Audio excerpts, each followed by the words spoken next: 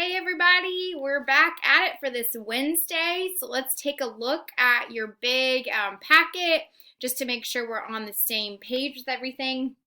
So yesterday we did Tuesday, May 12th. Today is Wednesday, May 13th.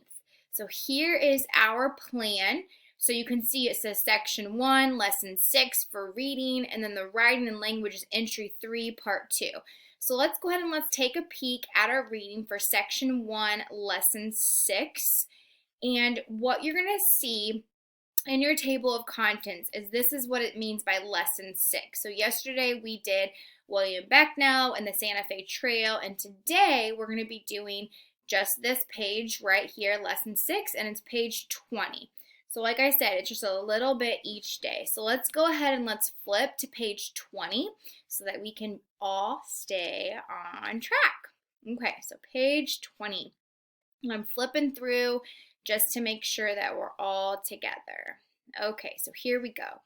Page 20 today. I'm just checking my page, and you can always check at the bottom where it says page 20 to make sure you're there. So here's what I'm doing today. It says William Becknell and the Santa Fe Trail. Describe Becknell's second trip to Santa Fe. Why was this an important historical event? Now, I love this hint here. Look at the last paragraph. What did Becknell's new trail help do?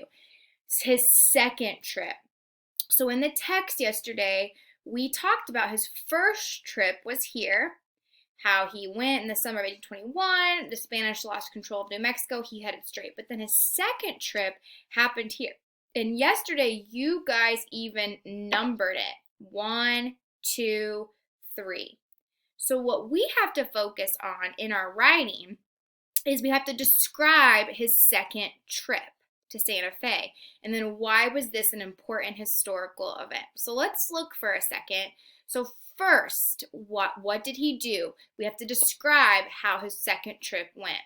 So we can talk about a year later, he left again. But first he followed the Arkansas River.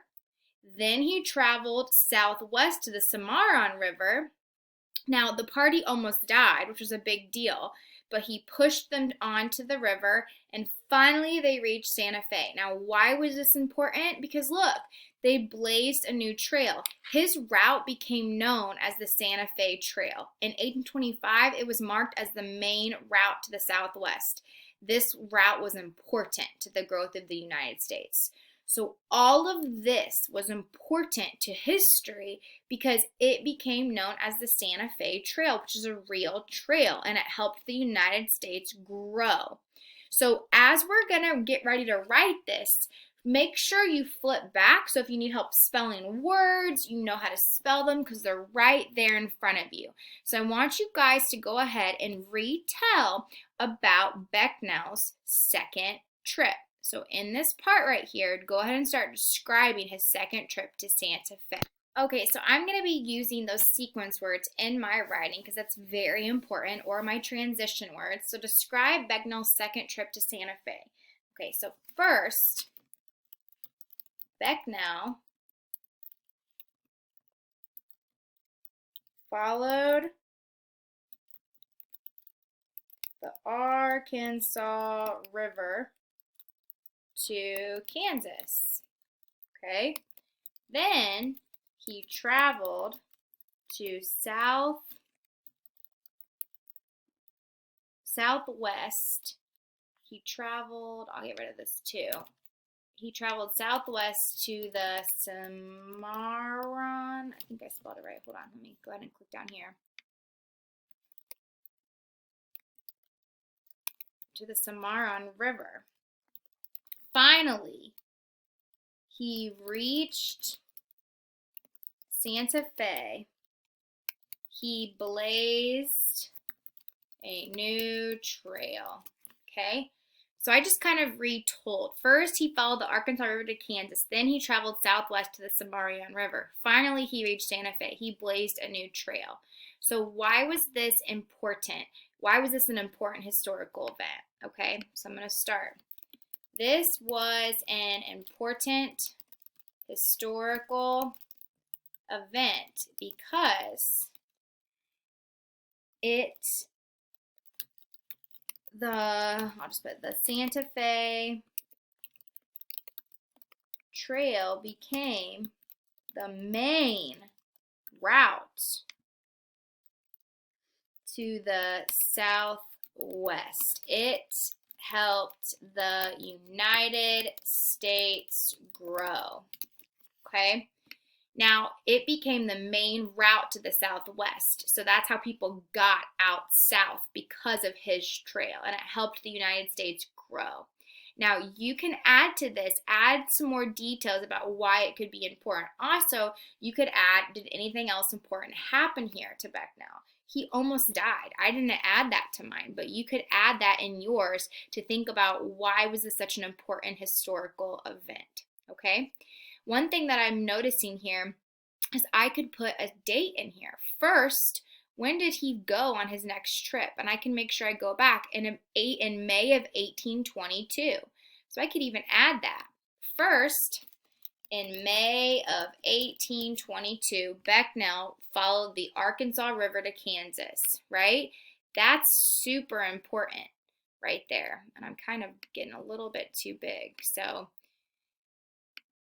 that's okay. You guys can see what I've been doing there, where it kind of gets there. Okay, so that's all you have today for your reading. Make sure you check your writing. Make sure you've gone through. Is it clear? Did you do the complete sentences? Are you going back and using that text evidence in your work?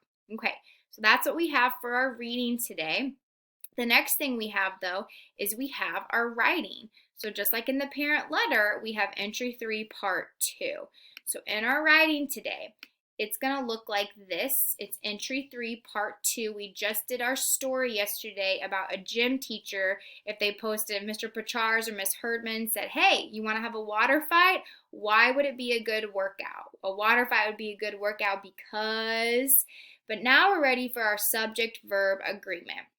So what I want to do before I start in, I have a quick brain pop for you guys that will kind of help you remember what subject verbs are and how they agree with each other. A new guitar solo? Well, let's hear it. That's not a solo, that's just one chord. You're gonna have to practice a little more if the two of us are going to form a band. Dear Tim and Moby, how do I get my subjects and verbs to agree? From Harry. Subject-verb agreement is all about numbers. A subject has to agree with its verb in number. Single subjects are followed by single verbs, and plural subjects are followed by plural verbs. Well, let's take you playing the guitar. You're one single person, so we say Moby plays the guitar. Our subject is Moby, and our verb is plays. Take away the rest, and Moby plays is still a correct sentence. Moby and plays agree.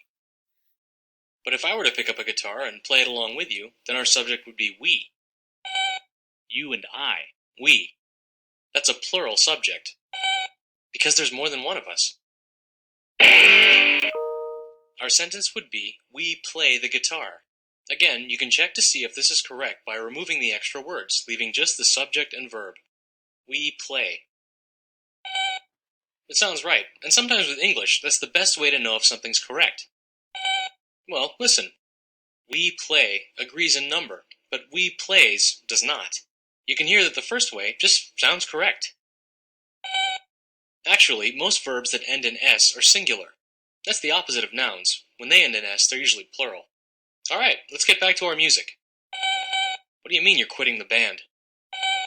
I'm too demanding. What are you talking about? Fine. I'll just go solo.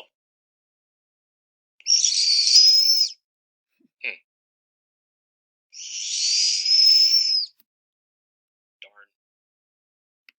All right, so in this video, you saw how subject and verbs can agree. And they did give an example with Moby and how he plays. Look at this one. Kenji writes. His brothers write. How the subject and verbs have to agree with each other. And so a lot of times there's some rules, like you have to add an S to a lot of verbs. Like Tara is one person, so Tara collects.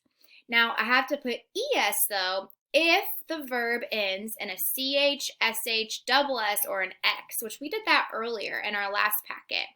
And then you can't forget this. You have to change Y to an I before adding ES. Like this one, she tries. I can't put TRY. I had to take TR, get rid of the Y, put an IES. Now, really important. You don't have to add anything to the verb if the subject is a plural noun or a pronoun. So look at this one. I, you, we, or they. Sometimes I help. You wouldn't say I helps. You would just say I help. So that's really, really important. A lot of it is kind of how it sounds as we read it out loud. You're going to be like, ooh, that doesn't sound right. I need to fix that. So let's go ahead and let's look at this practice together. We have to cross out each verb that does not agree with the subject, and then we have to write the verb correctly above it. So let's go ahead, and I'm going to get my pencil ready so that I can cross out any parts of the words that just don't go here, okay? So here we go. Many people enjoys hobbies. People enjoys. No, we wouldn't say that. My friend Simon likes baseball cards. He keep them in a huge box. You wouldn't say he keep them. My sister Kim watch cartoons. Then she draws her favorite characters. My grandparents travel a lot. They saves coins from everywhere. Even our dog finds bones and bury them in our yard. Even our dog finds bones and bury them. Nope. All right, so now above each of these verbs, we need to write the right way to spell this. So many people enjoys hobbies. We would just say many people enjoy. Many people enjoy hobbies. That's all we need to say there. My friend Simon likes baseball cards. He keeps them. Just an S. He keeps them in a huge box. My sister Kim watches. Oh, this is important. It has a CH, so I need an ES. My sister Kim watches. Let me drag this above it. Watches cartoons. Then she draws her favorite characters. My grandparents travel a lot. They saves coins. Just they save coins from everywhere. Even our dog finds bones and buries them in our yard. Now look at this one. It has a Y. So we're going to need to drop the Y and we're going to need to add an IES. Even our dog buries them in our yard. Awesome. So what you guys have is you have this independent practice by yourself today. You have to pick the word, pick the verb that agrees with the subject. So my uncle is the subject. Which of these verbs completes it? So my uncle fishes for a hobby. My uncle fishies for a hobby. My uncle fishes for a hobby. My uncle fish for a hobby. My uncle fishes. Remember, it has an ES, which means, I want to make sure there's nothing filled inside of it. I want to make sure that because my uncle fishes, sorry, there we go. My uncle fishes for a hobby. That's what makes sense. An SH gets an ES. So you have 2, 3, 4, and 5 on your own today. Good luck, guys. This is all you have for writing and grammar. If you forgot to do the lesson yesterday, this is the day where you can go back and finish that. But remember, all you have is your subject and verb agreement to make sure they agree with each other. I'll see you guys tomorrow. Bye.